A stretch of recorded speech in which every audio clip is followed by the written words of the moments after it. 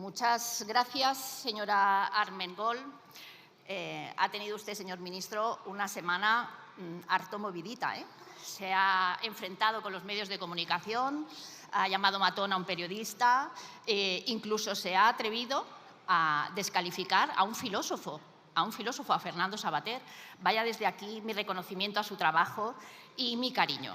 Si quedara un solo votante del PSOE con dignidad, se moriría de vergüenza con usted, señor Óscar Puente, porque la verdad es que su Twitter sonroja.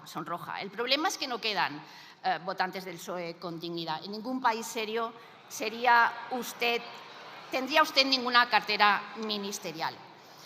Imagino la presión que le supone a usted que Sánchez le obligue a decir cada día una barbaridad mayor que el día anterior, ¿no?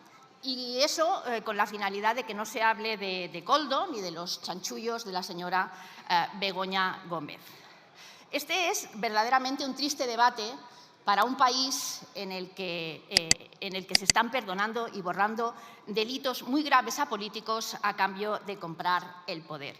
¿Qué papelón le han dejado ustedes al señor Illa? Esta semana recordaba viendo sus vídeos en los que decía ni indultos, ni amnistía, ni referéndum, nada de eso.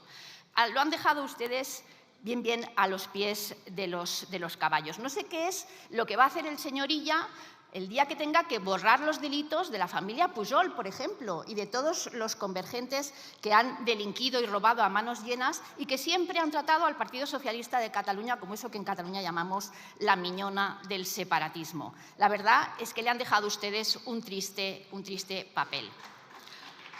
Yo supongo que cuando a usted le ofreció el señor Sánchez el Ministerio de Transportes, usted sabía que iba.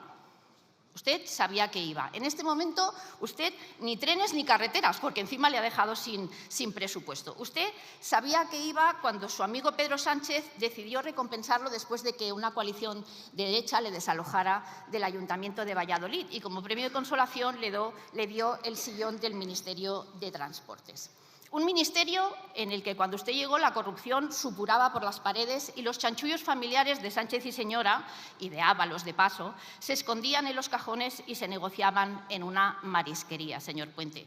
Lo sabíamos todos, hasta los de Vox. Mire, mi compañera Patricia Rueda lo llevó a la sesión de control de allá por el año 2020 y preguntó cuáles eran las razones que justificaban el nombramiento del señor Koldo García como responsable de Renfe Mercancías. El señor Ábalos dijo que cuando volviéramos a escuchar esa intervención nos íbamos a avergonzar, íbamos a sentir mucha vergüenza. Pues mire, años después la vergüenza es para ustedes, señores del PSOE, para ustedes. Y claro, yo noto que usted hoy estaba como enfadado. Hace días que está como enfadado. Y claro, yo lo entiendo, señor Puente. Yo lo entiendo porque usted se ha tenido que dar cuenta de que el señor Sánchez a usted lo embaucó cuando lo envió al Ministerio de Transportes, porque él sabía lo que pasaba y lo calló. Y le envió a usted allí, usted creyó que le nombraban ministro, pero en realidad no. En realidad, lo que le estaban nombrando era como jefe de la brigada de limpieza de su corrupción, señor Puente, y de la de su señora de paso. Llega al ministerio, se encuentra con los contratos amañados, las comisiones millonarias, la mano derecha de Ábalos, Koldo García, al que Pedro Sánchez había calificado como uno de los gigantes de la militancia. Hay cosas que no se pueden borrar, la hemeroteca lo reproduce todo. Un estrecho colaborador del señor Sánchez en tiempos del pucherazo contra el Comité Federal del PSOE y de recorrer España en aquel Peugeot. Pues ve, después de aquello, ahora había que protegerlo. Koldo García debió aprender mucho en esos viajes, porque en el ministerio todo tenía que pasar por él.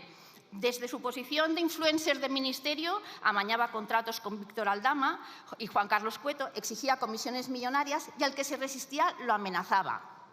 Lo amenazaba, señor Puente. ¿Recuerda las palabras del alcalde de León?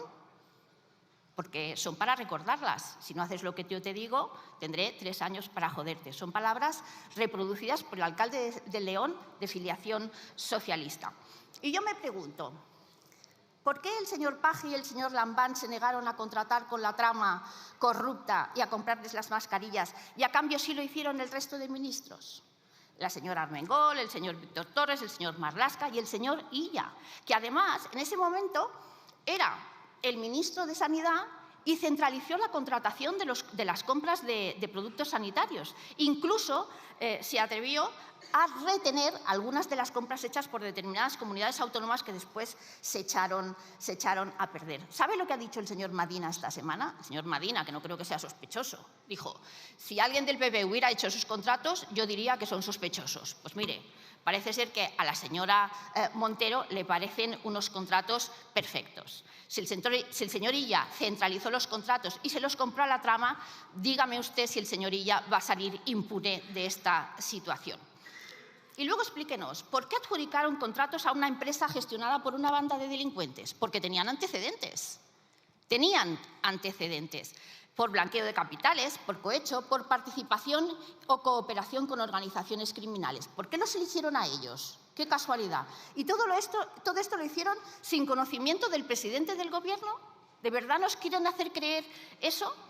Cuando usted llega y se encuentra esa basura tan habitual siempre que gobierna el PSOE, y por mucho que limpia, usted pues no consigue limpiar del todo, porque cada día nos encontramos con un nuevo escándalo. Usted empezó cesando al secretario general de Puertos del Estado por mentir sin ningún tipo de vergüenza ante la Oficina Antifraude, y por mucho que limpia y hace auditorías, cada día le sale una más grande. Son reuniones de un nutrido grupo de dirigentes del Ministerio, miembros de Adif que despachaban con coldo en la marisquería. Mire, es todo tan sórdido, tan cutre y tan vulgar que de verdad que da bastante vergüenza. Y es lógico que usted esté enfadado.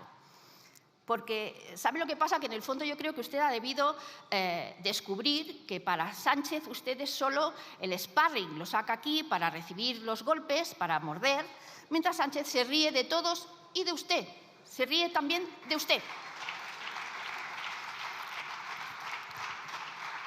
Empezó ya por mandarle como sustituto al debate de investidura del señor Feijóo, y me imagino aquella conversación, ¿no? Mira, Óscar, ves tú a hacer esto, que si acaso yo luego ya te lo compenso, ¿no?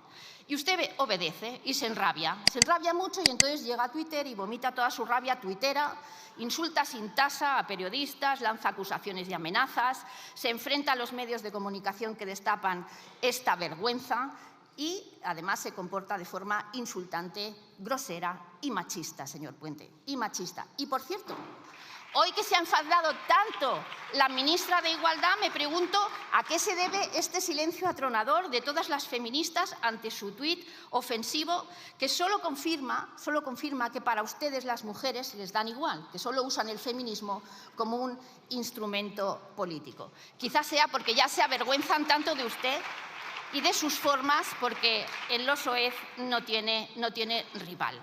Y usted se enrabia y viene aquí y grita y se enfada con los de la oposición, y lo hace porque yo creo que sabe que Sánchez lo utiliza.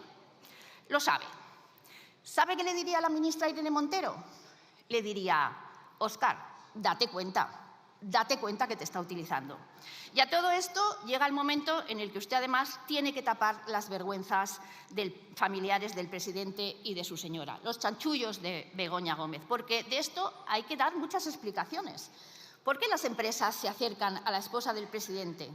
Supongo que será porque algo esperan de ella, ¿no? Esperan algún tipo de influencia. Entonces, nos gustaría que nos contestara por qué la mujer del presidente tiene hoy el descaro de presentarse en un foro en el mismo día de hoy, en una presentación en la que actúa como captadora de fondos europeos. Es que no hay precedentes en la historia de España de que ninguna mujer de presidente haya hecho una cosa semejante. ¿Por qué la mujer del presidente accede a hacer negocios y a lucrarse con Víctor de Aldama, un delincuente que estuvo con Ábalos involucrado en el caso Delsi?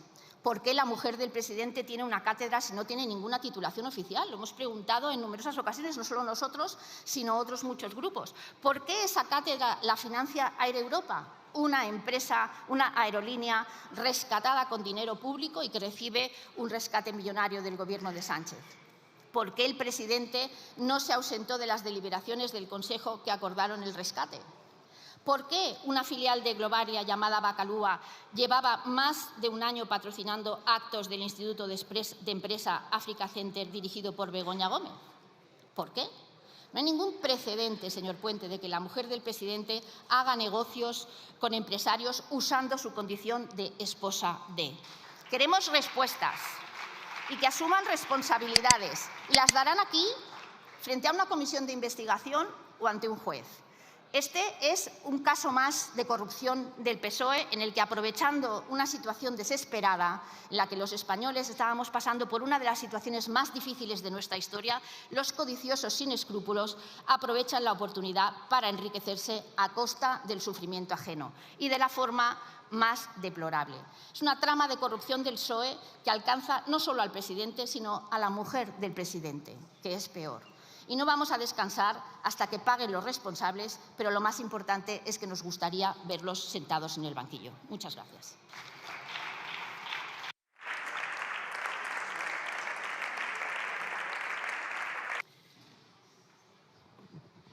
Señor Puente, me ha llamado fascista.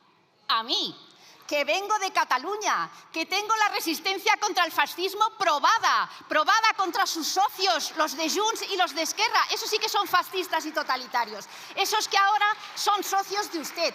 Esa es la que tengo yo la prueba. Esos que dan golpes de Estado, esos que fomentan el terrorismo, esos que coartan la libertad de las personas que no piensan como ellos, esos que insultan a España y que después usted los indulta. A esos es a los que tiene que llamar usted fascista en lugar de asociarse con ellos. Y dice usted que yo le he venido aquí a hablar de prórroga presupuestaria, que si sé lo que es una prórroga presupuestaria, sé lo mismo que el señor Sánchez, un coche sin gasolina. ¿Qué le parece? A usted lo ha nombrado ministro y lo ha dejado sin presupuestos. Vamos a ver qué es lo que hace ahora con todos los proyectos que tenía supuestamente en marcha. Vamos a ver esos trenes a Extremadura que reiteradamente defiende su diputado, que después nos acusa a los demás de venir a hablar de lo nuestro, pero él no habla más que de lo suyo, ¿no? Entonces, ¿sabe lo que pasa, señor Puente? Que ha dicho usted que usted ha venido aquí para trabajar. Pues oiga, para las horas que se pasan en el Twitter, yo me pregunto cuántas horas dedica al ministerio, porque de verdad que usted está más tiempo insultando y descalificando al adversario que trabajando en el ministerio. ¿Sabe lo que embarra la política? Se ha hablado mucho de embarrar aquí la política. Embarra la política la corrupción, que es de lo que hemos venido a hablar en esta comparecencia y de la que usted se ha limitado a leer informes que le escriben desde el Ministerio en los que no dice nada. Ahora mismo ha redactado una retahíla o ha descrito una retahíla de decretos de los que no sabemos exactamente qué. ¿Pero qué va a hacer? ¿Qué va a hacer? Usted dice, es que yo no sabía nada. Yo no sabía nada porque estaba a miles de kilómetros. Mire, los gobiernos son solidarios, ¿sabe? Es una condición en la que todo el mundo tiene que responder por lo que se hizo antes y después, o en el momento. ¿Sabe lo que embarra la política? La mentira. Y ustedes son los reyes de la mentira. Eso que ahora han dado en llamar cambios de opinión. Eso embarra la política. ¿Sabe lo que embarra la política, señor Puente? El tráfico de influencias. El tráfico de influencias, ese que afecta a la señora del presidente, por la que le he preguntado por qué las empresas se acercan a la señora del presidente, será porque algo esperan conseguir de ella. Y me dice usted, ustedes nos quieren ver en el banquillo. Yo a quien quiero ver en el banquillo es al que haya utilizado dinero público para fines que no eran los que les correspondía. A todos esos quiero verles sentados en el banquillo. Darán explicaciones aquí, en una comisión de investigación en sede parlamentaria, o las darán ante un juez. Y permítame, me ha dicho que somos totalitarios. Le reitero, yo vengo de Cataluña, de un lugar en el que hasta no hace mucho sus propios compañeros de partido eran señalados, eran reprimidos, eran contestados. Y resulta que ahora usted nos acusa a los demás de ser totalitarios. Mírese en el espejo, señor Puente, que me parece que tiene mucho que reconocer.